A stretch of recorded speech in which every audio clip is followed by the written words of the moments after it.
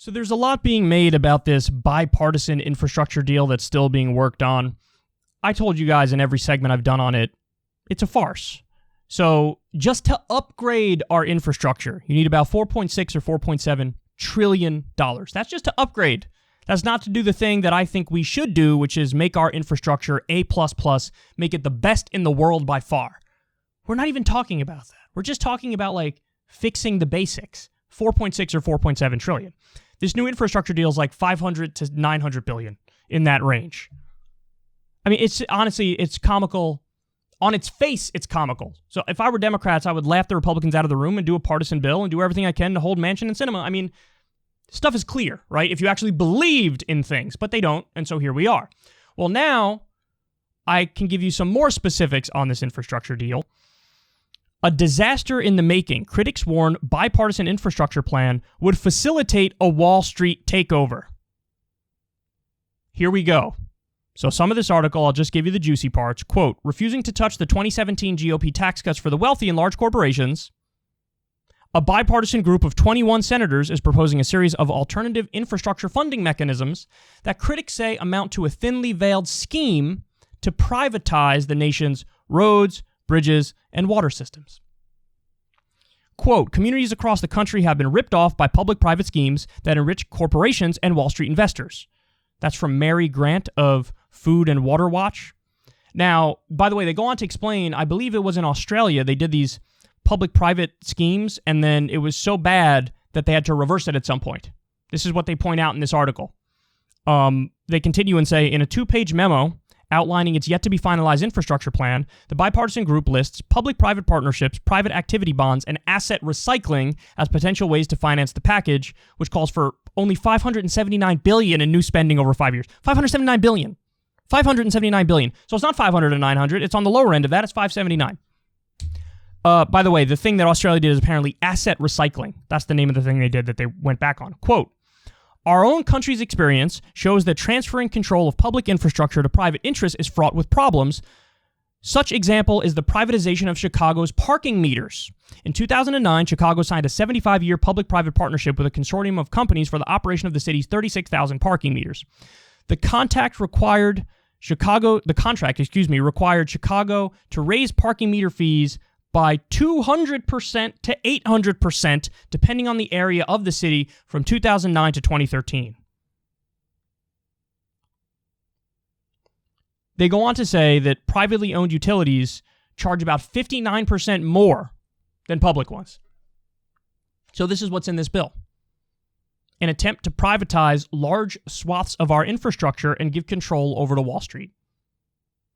Mind you, this is at the exact same time we're learning about BlackRock buying up all these houses across the country, Wall Street buying up all these houses across the country, and price gouging people and putting the houses out of reach. People can't afford it. We also have, of course, we're on the brink of an eviction crisis because the moratoriums are coming up because COVID's on the way out. It's on the way down as of right now.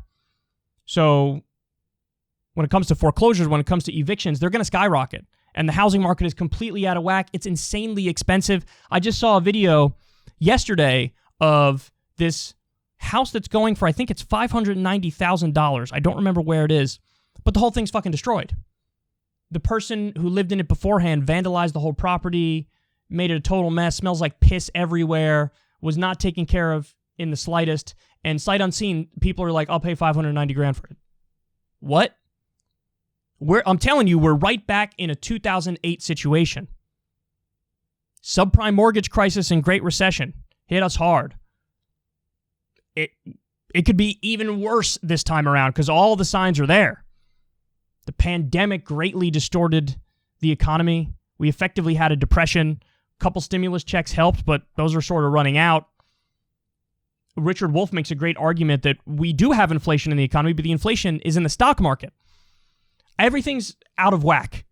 And what we're talking about here is privatizing large swaths of our infrastructure. And that's a terrible idea. To give control to Wall Street is a terrible idea. Again, privately owned utilities charge about 59% more than public ones. And again, in this same bill, you know how they pay for a lot of it? A gas tax and a tax on electric vehicles. those are regressive taxes. Those are taxes of the working class. As a lefty, I've never seen a tax increase on the working class that I liked. I want a more progressive tax system, meaning I want the wealthy to pay more in taxes. I don't want people who can't afford the taxes to pay more in taxes. So this is where we are. It's a ruse. It's a Wall Street giveaway. It's a ruse. I don't know why anybody who's a Democrat is entertaining this bill. But the fact of the matter is, that is the reason they're entertaining this bill. For sure. For sure. Because they're also bought by Wall Street. They're also bought by special interests and donors and lobbyists. And so here we are. They can agree on regressive taxes, and they can agree on privatizing large swaths of our infrastructure. The bill's a joke. I'd laugh it out of the room. What the Democrats need to do, and if they don't do this, they're not serious. What they need to do, shut down the bipartisan talks, do partisan talks, do it through reconciliation, and do anything and everything you can to hold Manchin and Sinema and get a good piece of legislation through. That's what you have to do. Use a carrot or stick approach, make them fall in line. The fact that the Democrats are not doing that shows they don't really believe in the same things that they're supposed to believe in, that you and I believe in. So here we are. We're seriously entertaining this. A bipartisan group, including a lot of Democrats, are in favor of, and let me repeat it, I'll quote it one more time, quote, a disaster in the making, a bipartisan infrastructure plan that would facilitate a Wall Street takeover. Literally the last thing we need. Anything they touch turns to shit. But when you're bought and owned, when you're corrupt, you don't really care about the consequences, now do you? Ever since Adpocalypse, when YouTube defunded all independent news and politics overnight, we haven't trusted them. We know they can pull the rug out from underneath us at any time. If you enjoy this content, please consider tipping $1 or $2 per month on the Secular Talk Patreon. Link in the video description box below. Thanks for your support.